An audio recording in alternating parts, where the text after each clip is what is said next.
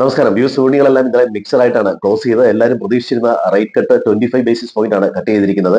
ഡൗ John's 0.57% അപ്പായിട്ടും S&P 500 0.1% minus ആയിട്ടും Nasdaq 0.33% minus ആയിട്ടുമാണ് ഇന്നലെ close ചെയ്തത്. അമേരിക്കൻ മാർക്കറ്റ് റേറ്റ് കട്ടിന്റെ ആ അനൗൺസ്മെന്റ് സമയത്ത് നന്നായിട്ട് കയറിയെങ്കിലും പിന്നീട് അത് താഴെയാണ് ക്ലോസ് ചെയ്തത്. ഡൗ ജോൺസ് മാത്രമാണ് പ്ലസിൽ നിലനിർത്താൻ സാധിച്ചത്. പ്രധാനമായിട്ടും NVIDIA ചിപ്പ് വേണ്ടെന്ന് വെച്ച തീരുമാനമായിരിക്കാം ഒരുപക്ഷെ നാസ്ഡാക്കിലെ ടെക് ഓഹരികളെ പ്രൈസിനെ നെഗറ്റീവായിട്ട് ബാധിച്ചിരിക്കുന്നത്.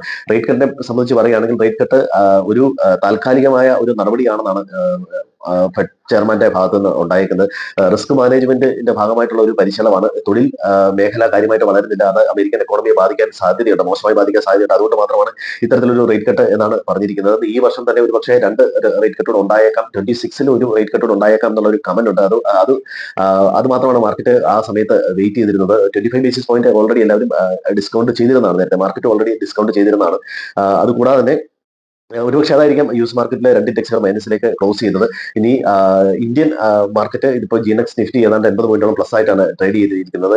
ഇന്ത്യൻ IT കമ്പനികൾക്ക് ഈ പുഷ് കൂടുതൽ ഓർഡർ കിട്ടാൻ സാധ്യതയുണ്ടെന്നുള്ള ഒരു വിലയിരുത്തൽ വരുന്നുണ്ട്.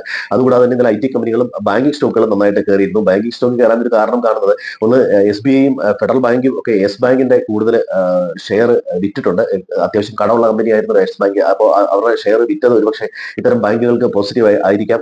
മറ്റൊരു കാരണം കാണുന്നത് PSU ബാങ്ക്സിന്റെ ഏതാണ്ട് 51% താഴെ വിൽക്കില്ല എന്ന് ഫിനാൻസ് സർവീസ് സെക്രട്ടറി നാഗരാജന്റെ ഭാഗത്തുനിന്ന് ഒരു കമന്റ് ഉണ്ടായി. പക്ഷേ ഇത് രണ്ടുമായിരിക്കും ബാങ്കിങ് ഓഹരികളെ സ്ട്രോങ് ആയിട്ട് തന്നെ ഇന്നലെ പിടിച്ചു നിർത്തിയത്. ഇന്നലെ മാർക്കറ്റെ സംബന്ധിച്ചിടത്തോളം ഏതാണ്ട് 100ഓളം പോയിന്റിന്റെ ഗെയിൻ ഇന്നലെ ഉണ്ടായിരുന്നു. ഒരുപക്ഷെ ആ GST റിഫോംസ് തൊട്ടുള്ള പോസിറ്റീവ് സെന്റിമെന്റ്സ് മാർക്കറ്റ് തുടരുന്നു എന്ന് വേണം മനസ്സിലാക്കാൻ.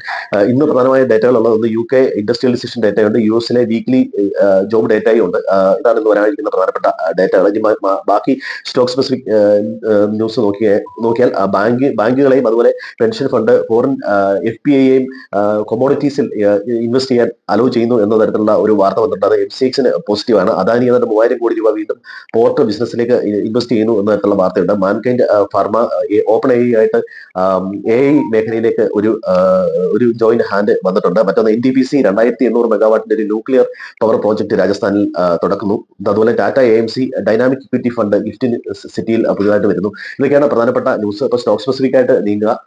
മാർക്കറ്റിനെ സംബന്ധിച്ച് 25,410 450 ലെവലിലെ ഒരു റെസിസ്റ്റൻസ് ഉണ്ട്. ഒരുപക്ഷെ ആ ഏരിയയിലാണ് ഓപ്പൺ ചെയ്യുന്നതെങ്കിൽ അതിന് മുകളിലേക്ക് ഒരു സസ്റ്റെയിൻ ചെയ്യുന്നുണ്ടോ നോക്കുക, അല്ലെങ്കിൽ ചെറിയൊരു പ്രോഫിറ്റ് ബുക്കിംഗ് വരാനുള്ള സാധ്യതയുണ്ട്.